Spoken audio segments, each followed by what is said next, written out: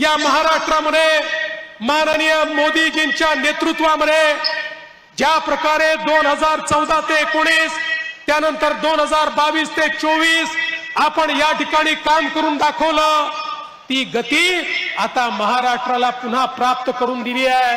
आपण सांगितलं महाराष्ट्र आता थांबणार नाही, ही गती कमी होणार नाही।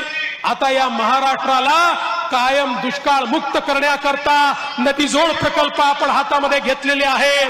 ज्या नदीजोड प्रकल्पाच्या माध्यमातून यातला मराठवाडा असेल, आमचा उत्तर महाराष्ट्र असेल, आमचा विदर्भ असेल, यातला दुष्काळ हा कायम भूतकाळ करायचा आहे। या ठिकाणी शेकडो किलोमीटरचे कालवे तयार करून नद्यांना आपापसात जोडून समुद्रात वाहणारं पाणी हे गोदावरीच्या खोऱ्यामध्ये आणून आणि आपल्या महाराष्ट्राला पाणीदार करण्याचं स्वप्न आपल्या सरकारने या ठिकाणी बघितलेलं आहे। एक ऊर्जावान महाराष्ट्र, ज्या महाराष्ट्रामध्ये आमच्या शेतकऱ्याला सौर ऊर्जेच्या माध्यमातून जन्मभर मोफत वीज मिळाली पाहिजे आणि महाराष्ट्रातला शेतकरी हा सुजलाम सुफलाम झाला पाहिजे, याकरता सौर कृषी वाहिनीच्या प्रकल्पाच्या माध्यमातून या महाराष्ट्रामध्ये एक नवीन क्रांती आपण घडवतोय आणि 2030 सालापर्यंत 52% वीज ही महाराष्ट्रातली अपारंपरिक ऊर्जा स्रोतातनं या ठिकाणी येईल आणि आमचा शेतकरी ही सुजलाम सुफलाम होईल। आणि पहिल्यांदा महाराष्ट्रामध्ये आमचा प्रयत्न आहे की उद्योगाला आणि घरगुती वीज जी आपण देतो त्या विजेचे भाव देखील कमी झाले पाहिजे, अशा प्रकारचा प्रयत्न या महाराष्ट्रामध्ये आपण करतोय। आणि हे सगळे करत असताना एकीकडे इन्फ्रास्ट्रक्चरचे प्रोजेक्ट्स आहेत, मोठ्या प्रमाणात महामार्गांची कामं आहेत, पोर्टची कामं आहेत, एअरपोर्टची कामं आहेत आणि ही सगळं करत असताना मोदीजींनी एकच मंत्र आपल्याला दिलेला आहे आणि तो मंत्र म्हणजे ईज ऑफ लिव्हिंगचा।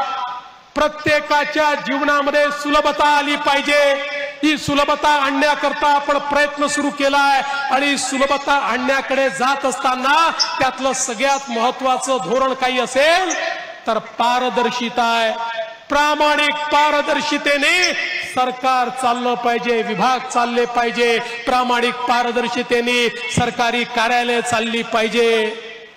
या दृष्टीनं मोठ्या प्रमाणात येत्या काळामध्ये आपण काम करणार आहोत आणि म्हणूनच मी मुख्यमंत्री झाल्यानंतर 100 दिवसाचा कार्यक्रम दिला, विभागांनाही दिला आणि 7 सूत्री कार्यक्रम हा प्रत्येक कार्यालयाला दिला। जसं आपण एकीकडे सरकारचं काम करतोय तशीच माझी आपल्या प्रदेश अध्यक्षांना देखील विनंती आहे की सरकारमध्ये आम्ही 100 दिवसाचा कार्यक्रम दिलाय, पक्षातही तुम्ही 100 दिवसाचा कार्यक्रम द्या। त्या 100 दिवसामधला सगळ्यात पहिला पक्षाचा कार्यक्रम म्हणजे या ठिकाणी 1.5 कोटी सदस्यता ही आपली मोहीम आहे।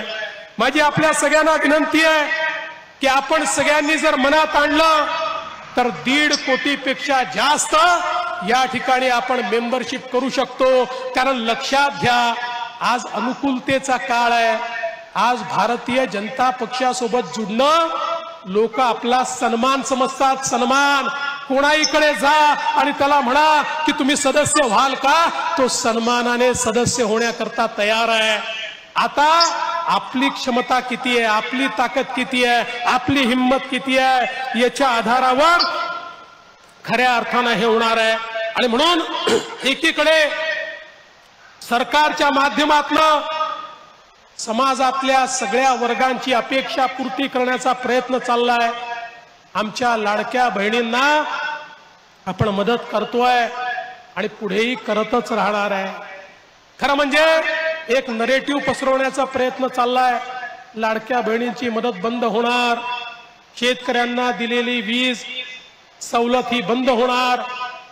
मी एकच गोष्ट सांगतो, महिला असतील, शेतकरी असतील, युवा असतील, गरीब असतील, आपले दिव्यांग असतील, समाजातल्या जेवढ्या घटकांकरता योजना आम्ही सुरू केलेल्या आहेत त्या सगळ्या योजना आपण पूर्ण करणार आहोत।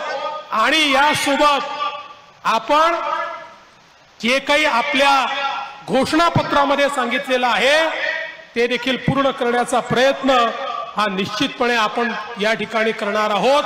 त्याची सुरुवात आपण केलेली आहे।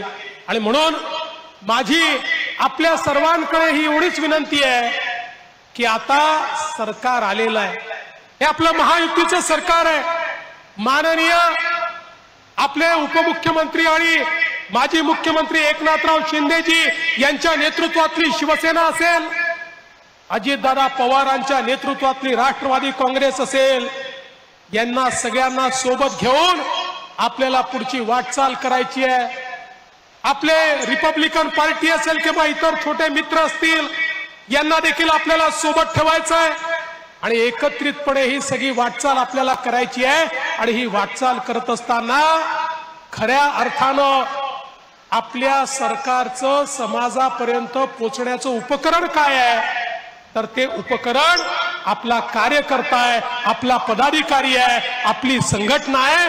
तुम्ही सगळ्यांनी या ठिकाणी या उपकरणाचं काम, या सेतूचं काम करायचं आहे. सरकार आलं म्हणजे आता सरकार चालवणारे वेगळे आणि संघटन वेगळं असं नाही, तर संघटनेला सरकार सोबत समन्वय करावा लागेल आणि सरकार म्हणून तुमच्या सोबत समन्वय झाला पाहिजे, याकरता व्यवस्था आम्ही उभ्या करू.